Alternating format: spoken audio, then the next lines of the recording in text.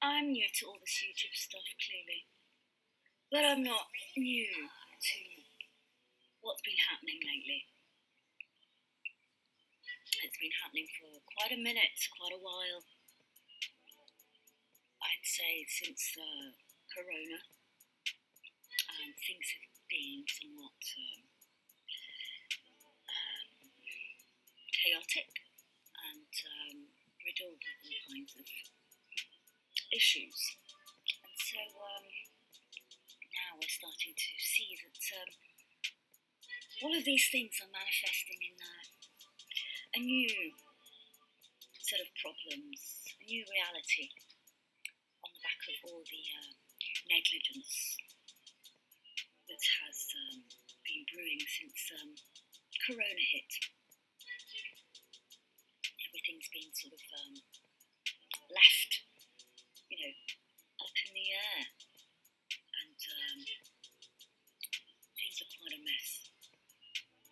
Things have been quite a mess for a while, and that has got to change. So, why am I on YouTube? I'm on YouTube because here's why I would rather not be on YouTube to start with. I'd rather be on my own platform, which unfortunately got derailed, but should be back on track, and that in itself has been facing its own sort of derailments recently due to the same symptomatic issues that have been arising since Corona. I'd say since about 21, 22. So, yeah, this whole situation around, bouncing back on the back of Corona is something that we haven't really sort of planned for properly. We haven't sort of made sure that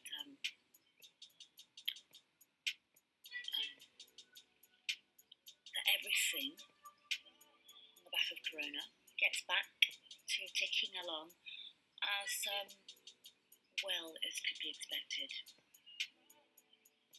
So obviously we needed to have a recovery phase, and we needed to have a readjustment phase, and we needed to sort of adapt new sorts of lessons we'd learned from Corona. But I'd say all those opportunities have been missed. Silly mistakes keep on being made. Mistakes after mistakes. And the most tragic part is that they're not recognised or tackled as issues. They're deflected away from. Much of the responsibilities, much of the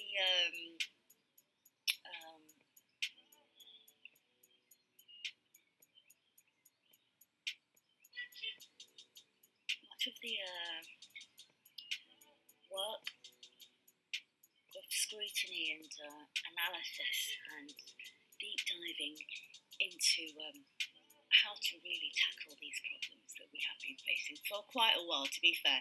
The 20th century problems are still lingering, and Corona provided us with the perfect opportunity to reflect on all of these things, because we were all at home. We were all afforded the time for reflection. So what were these politicians doing? What were these bureaucrats doing during Corona? They should have been busying themselves with planning,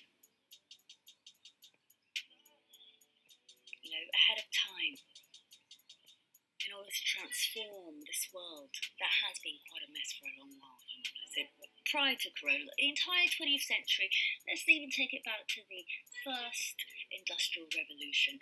Ever since we've gone down this road, we've been making mistakes after mistakes with how we run our economies, with what we prioritise, with how we manage our resources, our limited natural resources especially, how we deal with waste, how we deal with pollution, how we deal with the explosion in population numbers, how we deal with the crises around terrorism and all these things. We have to sit down and review and inspect all of these things.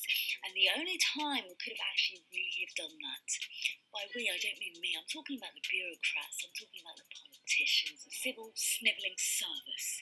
What were they doing during Corona? Were they examining all the fault lines in societies across the world? Were they putting their heads together simultaneously, be it from continent to continent? Were they holding Zoom meetings on how to fix this world? I don't think so. I do not think so. They're too busy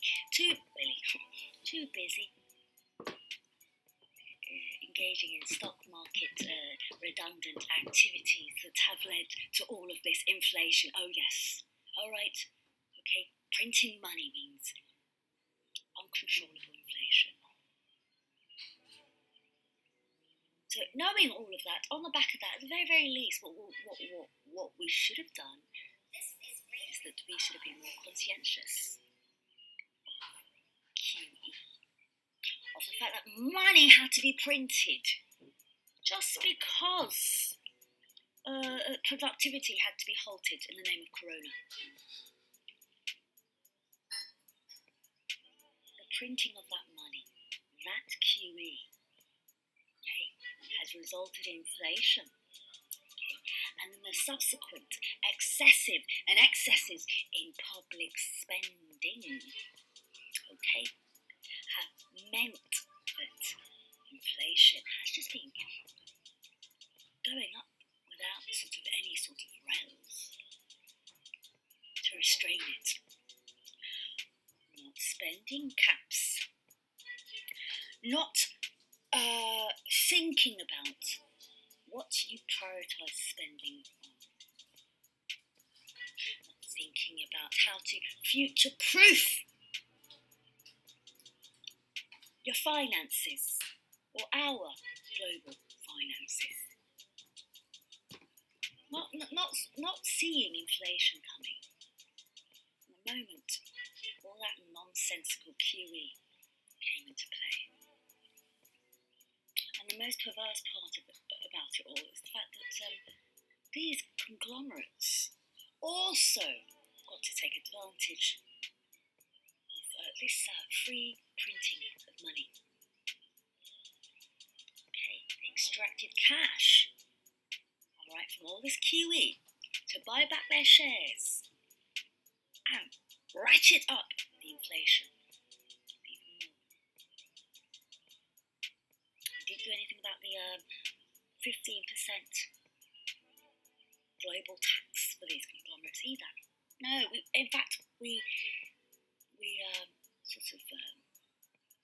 ruined that. We sabotaged that sort of agenda. It's ruined now. It's in ruins, only to be replaced by mandatory tariffs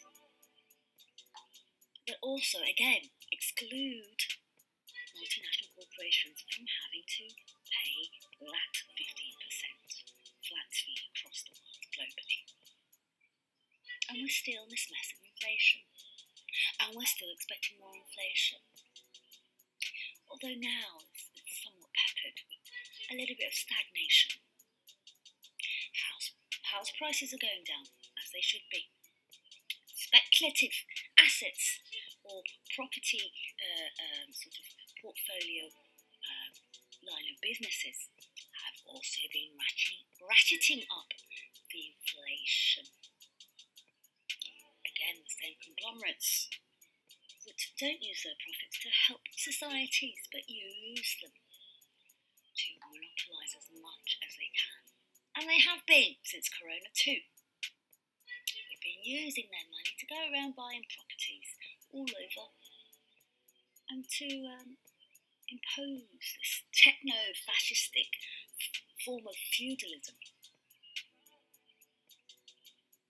whereby those making our smart devices are also acting as our landlords with all their snooping gadgetry, be it your Ring cameras or your smartphones or your smart TVs.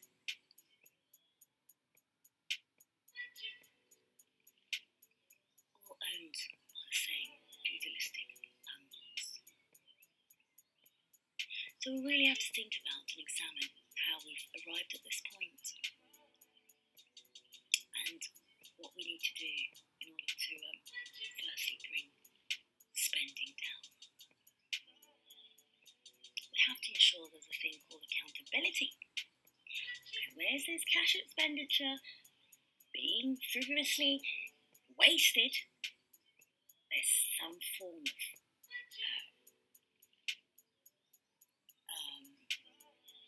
incentive or incentivization for certain actors to avoid a thing called accountability. I don't know what they're called globally, but here they're called quangos. They too have been siphoning cash out of this particular economy, and I'm sure other sort of variations of these things also exist elsewhere.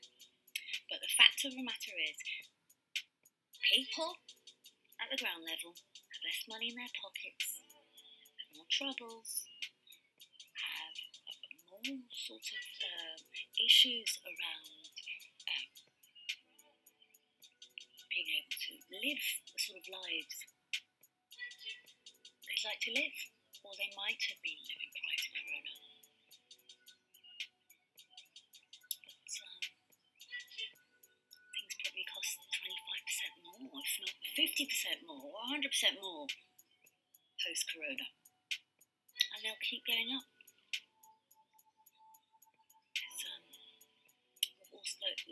We've also got the fact that we've had wars back-to-back being started since Corona as well.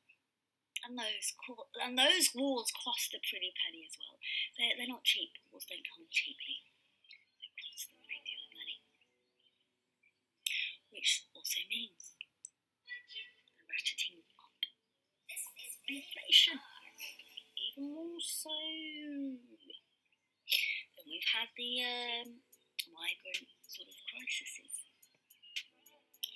And they too mean more spending, more limitations on resources, because they have to go around to more people.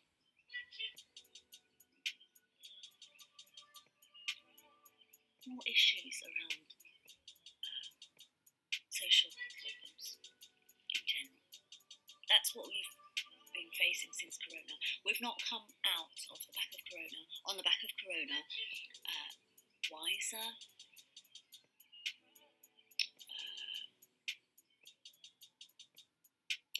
we've not come back. We've not come back on the back of Corona any wiser, any smarter, or any more capable of running these things called societies. In fact, we've gone backwards, and we continue to go backwards. Now we've got Orwellianism. It's just getting frankly out of control. We've got all this identity politics. We've got all this politicking based on trends of the day. Bullshit. Only just to garner a few votes. So the ad hoc sort of approach to inspecting or examining a lot of these problems that we have is just not going to be able to work. It's not. We're going to have to sit down, just like we had to during Corona, sit down and have a think and,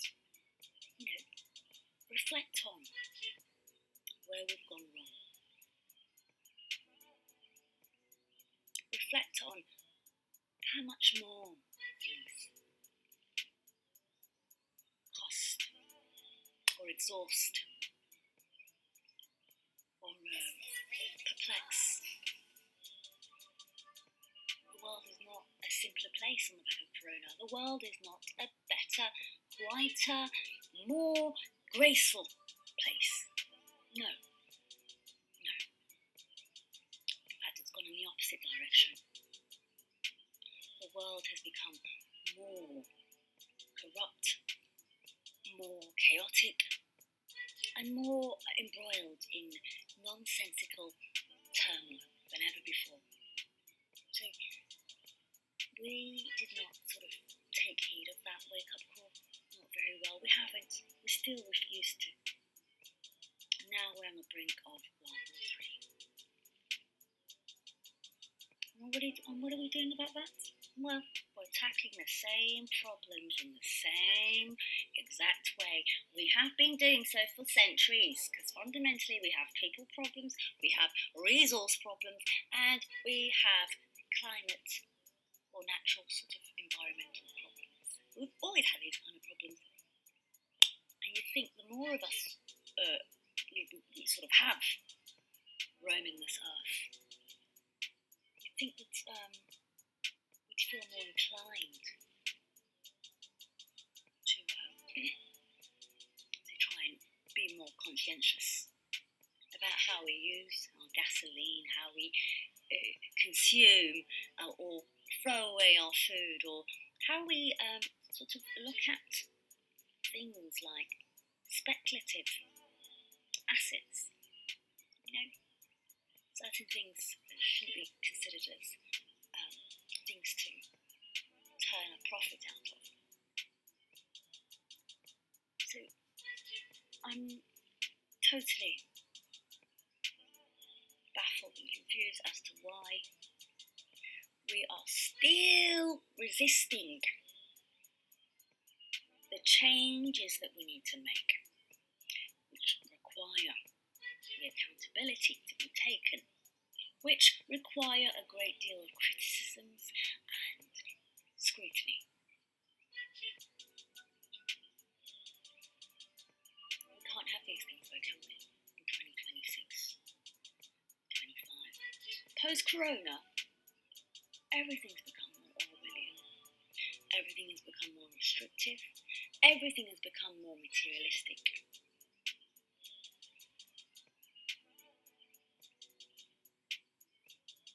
The value of anything is not known anymore. It's not clear anymore.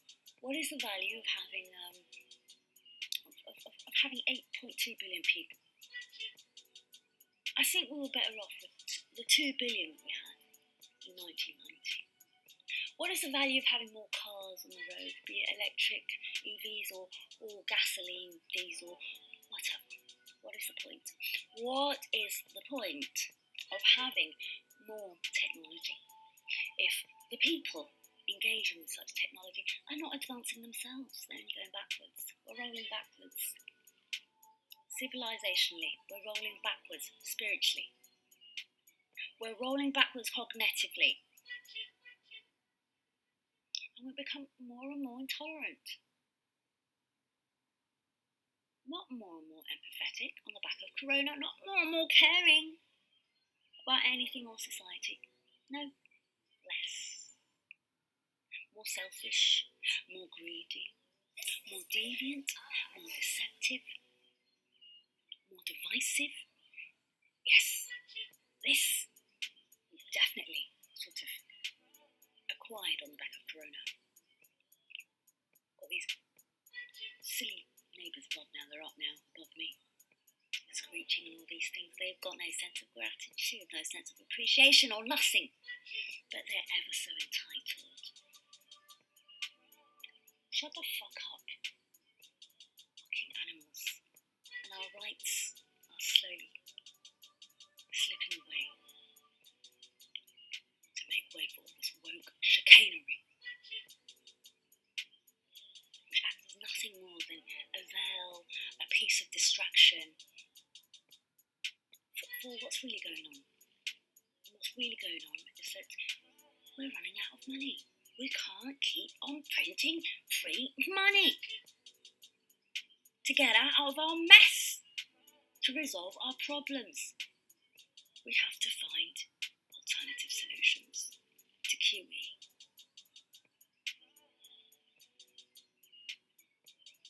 So people on the whole have to become a lot less burdensome. They have to become more accustomed to ideas of frugality and rationing in these things. We need to adopt far more modest ideals, because we've sort of gotten into a situation whereby we think life is just supposed to be a breeze. Life is just supposed to be about hedonistic pursuits. Life is supposed to be about them against us. Bullshit, sectarianism. Life is supposed to be about I deserve more than you. I've got these animals above me that I can't, I have to stop here because these fucking animals are a pain in the fucking backside to live with. They're so burdensome. We're breeding more and more burdens.